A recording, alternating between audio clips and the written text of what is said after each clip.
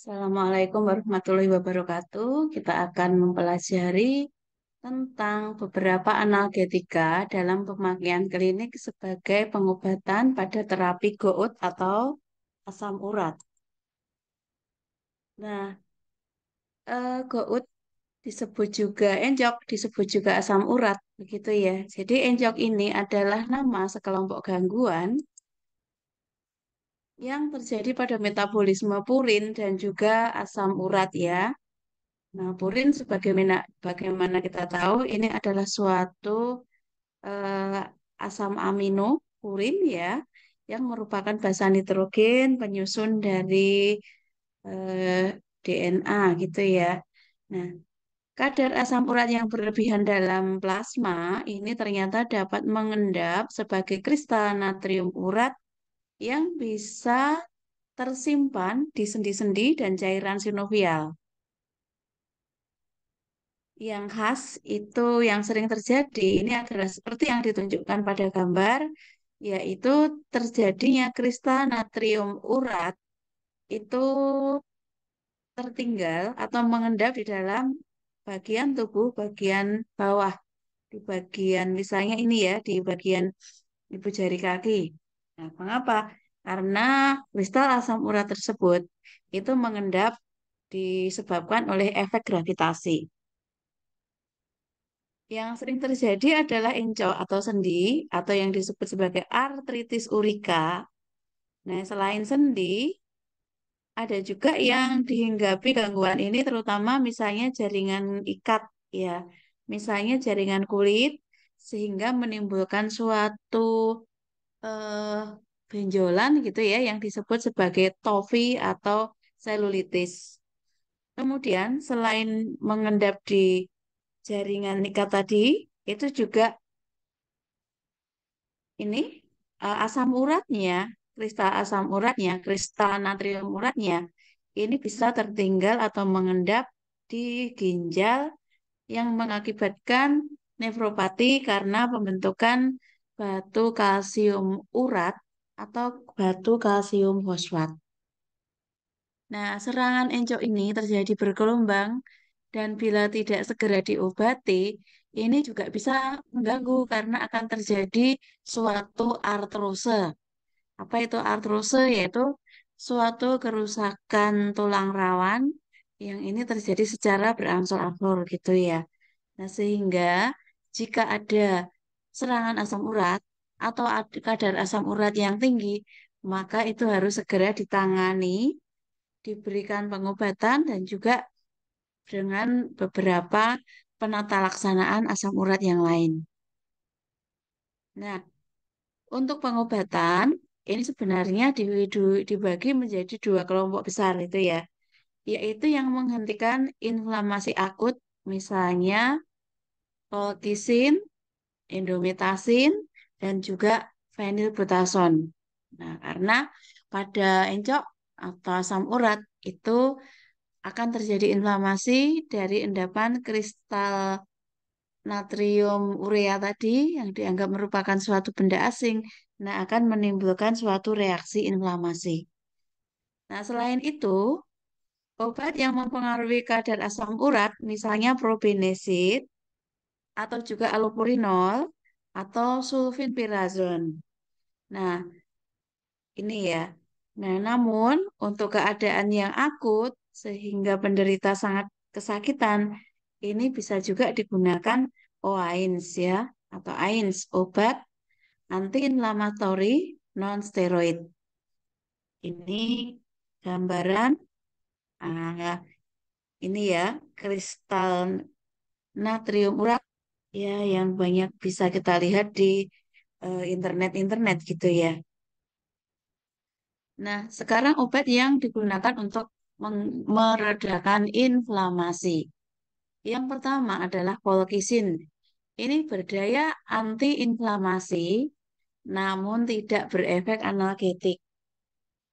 Nah, namun walaupun tidak berdaya analgetik, kalau terjadi penurunan volume radang, maka rasa sakit itu juga nanti akan mereda secara alami gitu ya.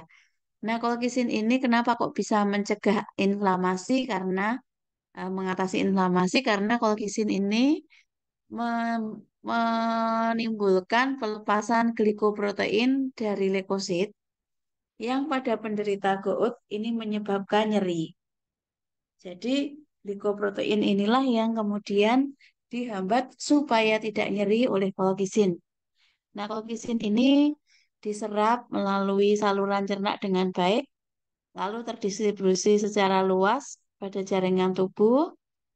Nah, pada kadar yang tinggi, ini terdapat di ginjal, di hati, di limpa, dan di saluran cerna, tetapi tidak terdapat pada otot rangka, jantung, dan otak. Ini distribusinya kolkisin ya, jadi tidak menggantung, tidak mengganggu jantung, tidak mengganggu sistem pada saraf pusat di otak. Nah, sebagian besar kolkisin itu dibuang utuh ke dalam BAB. Hanya 10-20% saja yang dibuang lewat urin. Jadi kolkisin ini tidak menimbulkan atau tidak membebani ginjal. Lalu indikasinya ini digunakan untuk pirai ya atau GOUT tadi atau artritis yang lain serta sebagai profilaksis untuk serangan pirai atau serangan asam urat digunakan bersama allopurinol. Struktur kimianya seperti ini ya. Nah, kolkisin tersedia dalam bentuk tablet, misalnya dosisnya adalah 0, miligram oral ya. Nah, kolkisin ini pada beberapa orang ini mengakibatkan suatu efek samping rambut rontok, neuritis, depresi sumsum tulang, lalu juga kerusakan ginjal. Walaupun tadi yang dibuang lewat ginjal itu hanya sedikit gitu ya. Nah, wanita hamil dan menyusui ini tidak dianjurkan. Nah, untuk serangan akut ini digunakan 1 miligram, kemudian 0,5 miligram tiap 2 jam sampai 8 miligram atau hentikan jika timbul diare. Nah, ini kur ini tidak boleh diulang dalam jangka waktu 3 bulan ya. Nah, sekarang kita membicarakan dengan obat antiinflamasi phenylbutazon. Bentuknya tablet salut selaput. Mengapa? Karena sifatnya mengiritasi lambung. Kemudian pada pasien lansia itu dikurangi dosisnya. Untuk ibu menyusui terlalu alergi, ini harap pengobatannya dihentikan jika muncul eh, sindrom paru akut termasuk demam dan dyspnea. Kalau untuk yang menyusui, nah ini memang harus ini ya, waspada gitu ya. Hentikan pemakaian dan hubungi dokter jika ada radang tenggorokan, ada sariawan, ada demam, malaise, ruam kulit atau penyakit yang tidak spesifik setelah pemakaian phenylbutazon. Lalu kekuatannya itu adalah 200 miligram. Nah, 2 sampai 3 kali sehari.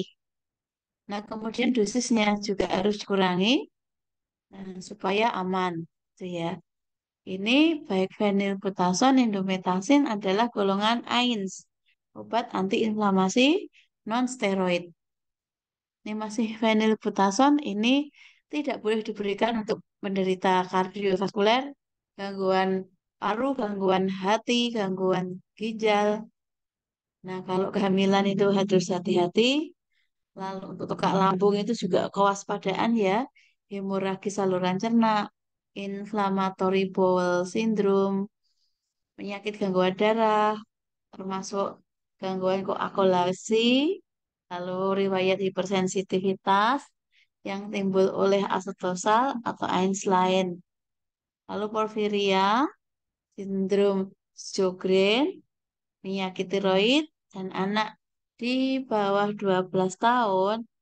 Nah, ini masuk ini ya, sesuatu yang harus diperhatikan. Begitu, harus digali keterangan lebih banyak untuk bisa atau tidak bisa memberikan phenylbutazon. Lalu ini endometasin. Indikasinya adalah untuk meredakan peradangan yang sedang sampai berat. Nah, pada kasus rematik dan muskuloskeletal ya, otot-otot badan, lalu GOT atau asam urat, dysmenorrhea, kemudian traktus arteriosus. Nah, ini akan diresepkan indometasin oleh dokter ya, masih efektif. Nah, sebagai peringatan untuk indometasin, nah hati-hati diberikan pada penderita epilepsi, gangguan Parkinson, gangguan jiwa, itu ya. Nah, kalau pemeriksaan mandiri, misalnya mengamati mata, mengamati eh, apa ya berat badan, gitu. Lalu hitung komponen darah, nah itu juga memang selayaknya dilaksanakan untuk pemakaian analgetik seperti ini ya, yang jangka panjang.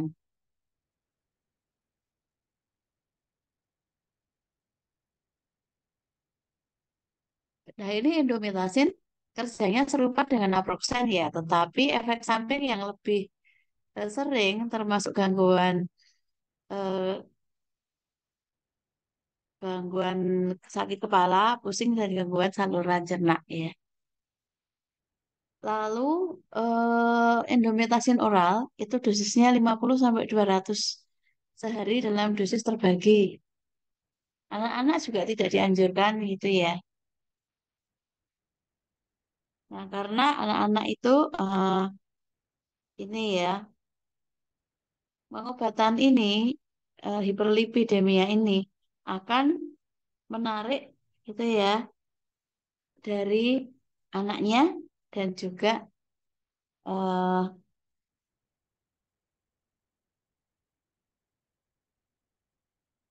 ini, sorry, ya, ya tidak dianjurkan ya. Lalu allopurinol. Nah, untuk allopurinol ini sudah tidak termasuk obat yang digunakan untuk antiinflamasi ya, tetapi ini digunakan sebagai obat yang mempengaruhi jumlah asam urat dalam tubuh. Nah, allopurinol ini termasuk dari senyawanya ya, derivat pirimidin, efektif sekali untuk menormalkan kadar asam urat dalam darah dan kemih yang meningkat. Nah, gimana caranya? Dia berkompetisi gitu ya, mengurangi sintesis asam urat berdasarkan persaingan dengan substrat enzim santin oksidase. Nah, akibatnya perlombaan hiposantin ini dikurangi dengan sintesis asam urat yang menurun lebih kurang 50%. Nah, setelah 1 sampai 3 minggu, maka kadar asam urat ini akan mencapai normal. Allopurinol digunakan sebagai pencegahan selama kur sitostatik untuk jangka waktu minimal 4 minggu. Nah, di mana perombakan sel-sel sel-sel kanker itu ya, itu cepat. Sel-sel tumor itu perombakannya cepat, lalu menimbulkan hiperurisemia yang sekunder. Nah, dalam hal ini bisa digunakan allopurinol supaya asam urat yang ada di darah itu tidak terlalu tinggi. Nah, resorpsinya dari usus itu baik ya, allopurinol dan cepat. Jadi tidak terikat pada protein darah. Nah, di dalam hati obat ini diubah oleh santin oksidase menjadi oksipurinol yang terutama diekskresi atau dibuang lewat kemih. Nah, allopurinol mempunyai Efek samping gangguan lambung usus, gangguan darah, rambut rontok, sakit kepala, pusing, lalu juga bisa menimbulkan kerusakan hati. Nah, ini adalah mekanisme asam urat.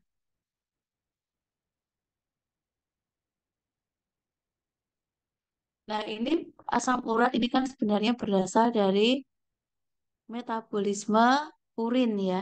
Sel-sel yang rusak, maka di situ akan terdapat urin dari sel yang rusak. Nah, itu akan diubah gitu ya. Diubah menjadi ini hiposantin gitu.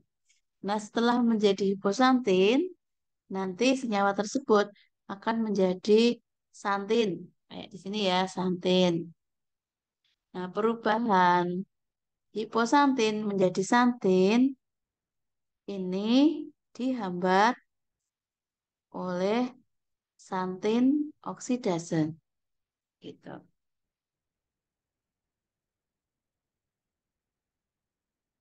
Nah, sejalan dengan ini allopurinol, fexobustat ini juga seperti itu ya.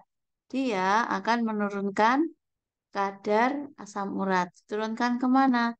Ya, menjadi metabolisme asam urat. Ya, ini menjadi ini ya seperti ini. Lalu eh, mereka itu ya tidak ada bosnya untuk menghalangi produksi asam urat. Gitu ya. Caranya gimana? Nah, jika sudah terjadi santin ini, maka akan diblok lagi oleh santin oksidase, yaitu siapa santin oksidasenya? Allopurinol dan fexobustat. Nah, kedua obat ini nyusup di sini, di rumah tawon ini ya, nyusup di struktur bensennya asam urat. Isep. Nah, asam urat ini mengalami distribusi yang selanjutnya gitu ya. Jadi ini sebenarnya kita gabung dengan sini. Metabolisme purin nanti menghasilkan santin. Nah, setelah santin itu dibantu oleh allopurinol gitu ya. Lalu jadilah hiposantin ini tidak menjadi santin begitu. Nah, adapun alat yang di sebelah kanannya ini tetap berjalan. Kenapa? Karena di sini itu sudah ada koordinasi antara admin dengan ini ya nama obat yang kita pelajari itu. Nah, ini kalau dihambat, santit oksidasinya dihambat, maka di sini terputus, jalurnya terputus gitu. Nah, sehingga berlebihan gitu ya, jaringannya berlebihan, sehingga harus membeli nih, harus harus membeli allopurinol atau fexobustat. Nah, kalau sudah diberi allopurinol di sini, ini juga diberi allopurinol. Nah, maka kondisi darah itu sudah ini ya, sudah mengalami metabolisme berikutnya, yaitu ada asam urat yang bersirkulasi sehingga akan menjadi allantoin ya. Ini berguna untuk elastisitas kulit. Ada asam urat yang digunakan untuk eh, ekskresi dari saluran gastrointestinal. Ada juga asam urat yang digunakan untuk sekresi renal gitu. Nah, untuk yang ini asam urat yang tersirkulasi lagi, ini akan terjadi namanya deposisi asam urat. Karena posisi pertama itu kan di darah. Nah, deposisinya kemana? Ada yang ke ibu jari tadi, ada yang ke tropi, begitu. Nah, ini masih allopurinol ya, menghambat metabolisme zat yang dirubah oleh enzim santin oksidase sehingga efeknya diperkuat. Contohnya sitostatika azatioprint dan merkaptopurin yang karena dosisnya harus diturunkan 25 sampai 30%. Lalu daya kerja antibiotik daya kerja antikoagulansia dan klorpropamid itu diperkuat oleh adanya allopurinol. Nah, pada dosis hiperurisemia yaitu dosis 1 sampai 100 mikrogram sesudah makan, bila perlu dinaikkan setiap minggu dengan 100 miligram sampai 10 miligram per kilo per hari. Nah, profilaksis ini sebenarnya sih ini ya eh, banyak kaitannya ya misalnya dengan sitostatika juga. Nah, itu eh, jumlah yang disarankan itu 600 sampai 3 minggu hari setelah diumumkan itu. Nah, ini tata laksananya tadi ada kolokisin, ada steroid, ada NSAID. Nah, ini masih allopurinol ya. Interaksinya ini menghambat metabolisme zat yang dimetabolisme oleh santin oksidase. Nah, ini efeknya cukup kuat ya. Contohnya sitostatika azathioprin dan merkaptopurin yang karena bekerja sebagai mereka bekerja harus diturunkan 25 sampai 30% begitu. Lalu daya kerja antikoagulan dan klorpropramid ini disediakan ya kombinasi salicylat dan urikosurika ini boleh hanya dosis saja gitu ya. Lalu untuk allopurinol dosisnya 1 kali sehari sesudah makan. Nah ini kalau di sini ya untuk terapi serangan akut, terapi serangan gout dan terapi tambahan sebagai terapi tambahan adalah kortikosteroid. Lalu probenesid ini juga termasuk senyawa urikosurika. Nah, derivat ini berdaya urikosurika ya, jadi merintangi penyebaran kembali asam urat di tubuli proksimal ginjal. Nah, ini khusus digunakan pada terapi interval serangan encok. Jadi probenesid tidak efektif terhadap serangan, tetapi dia akan digunakan untuk mencegah supaya tidak terjadi reabsorpsi asam urat. Nah, reabsorpsi di usus itu cepat, itu ya. Nah, lalu efeknya itu mulai 30 menit dan penghambatan ekskresi penisilin itu terjadi setelah 2 jam. Jadi, probenesid ini juga digunakan untuk eh, terapi gitu ya bersama penisilin supaya penisilin yang digunakan itu efektif dan dosisnya tidak berlebihan. Jadi penisilin yang akan dibuang itu kemudian eh, ditahan gitu ya. Nah ini probenesid gitu ya merintangi ekskresi dari banyak obat lain diantaranya sefalosporin, eritromisin, sulfonamid, diuretik, furosemid, indometasin, naproxen, para aminosalisilat ya. Nah, sehingga dosisnya harus diturunkan. Nah, ini adalah gambaran kerja dari probenesid terhadap perubahan asam urat tubuh. Nah, yang warna kuning ini adalah gambar renal gitu ya, gambar ginjal. Asam urat ini kan eh, akan ini ya, akan dibawa masuk ke ginjal gitu. Nah, jika dibawa masuk ke ginjal, maka nanti akan terjadi reabsorpsi juga dari asam urat. Jadi ada dari yang dari ginjal itu diabsorpsi lagi, diambil lagi oleh tubuh gitu. Jadi Harusnya di sini aja tetapi masuk ke tubuh. Nah, probenesit ini dia akan merintangi asam urat yang diambil lagi oleh tubuh. Begitu ya. Nah, karena kalau nanti diambil lagi oleh tubuh, nanti asam uratnya ini akan terdistribusi lagi gitu ya. Jadi hanya berputar-putar saja di dalam tubuh lalu mengendap di suatu tempat jaringan ikat longgar gitu.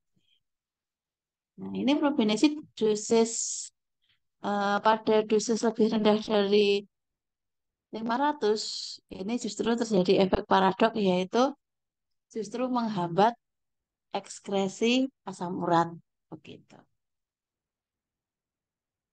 Jadi asam urat itu kan inginnya dibuang, diekskresi.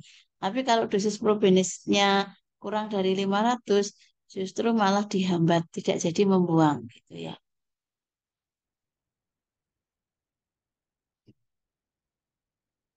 Nah, efek samping probenesit ini tidak terlalu sering ya, berupa gangguan lambung, sakit kepala, reaksi kulit, sering berkemih, dan kolik ginjal ya. Nah, ini juga pada asam urat ini dapat terbentuk batu urat gitu ya. Nah, ini bisa diatasi dengan meminum minuman yang sifatnya alkalis ya. Dosisnya 2 dua kali sehari 250 miligram. Nah, ini supaya ini tadi ya terbagi dosis tetapi dosis yang sesuai tetap dicapai yaitu 500 miligram. Nah, ada senyawa APP, anti reumatoid pemodifikasi penyakit. Ini juga diberikan kepada penderita artritis reumatoid, termasuk juga penderita gout. Nah, eh, tata laksana ini digunakan untuk mengatasi gangguan sistemik akibat kerusakan tulang rawan pada sendi serta gangguan sendi yang menyebabkan nyeri. Nah, karena kerusakan tulang rawan pada sendi ini dapat disembuhkan oleh APP. Nah, siapa yang termasuk anti reumatoid memodifikasi penyakit? Nah, di antaranya adalah kondroitin sulfat. Nah, kondroitin sulfat ini jika nanti dia akan menarget pada sendi gitu ya. Nah, kondroitin ini akan menarik atau menyediakan air dalam jumlah yang cukup di dalam sendi sehingga nanti bisa membuat elastis. Lalu bersifat menstimulasi proteoglikan, GA, glutamin, dan kolagen. Lalu mendorong proteoglikan untuk mengikat air yang diperlukan pada saat pelenturan sendi. Lalu juga digunakan untuk inaktivasi enzim yang merombak tulang rawan. Nah, sekarang glukosamin sulfat ini diganti dengan ini ya, kondroitin sulfat ini diganti dengan glukosamin. Nah, ini digunakan untuk mencegah artrose pada orang yang berisiko, yang misalnya gemuk, genetik, profesi pekerjaan yang berat atau cedera. Nah, maka kombinasi glukosamin dan ini ya, kondroitin sulfat ini adalah bagus sekali. Nah, glukosamin ini bekerja dengan menstimulasi pembentukan proteoglikan baru, kemudian menghalau nyeri, memperbaiki fungsi sendi yang artritis, lalu mereparasi tulang rawan yang cacat. Sekian ya, semoga menjadi lebih tahu untuk kita semua. Nah, ini adalah gambar asam urat yang difoto ya, yang ada di dalam jaringan darah gitu ya. Jadi betapa sakit gitu ya penderita asam urat seperti itu. Oh iya, ada yang terlupa bahwa asam urat itu gejala selain ada peradangan pada daerah kaki dan jaringan ikat, bisa juga terjadi rasa nyeri yang luar biasa ketika pada malam menjelang dini hari. Karena bentukan kristal ini semakin solid gitu. Wassalamualaikum warahmatullahi wabarakatuh.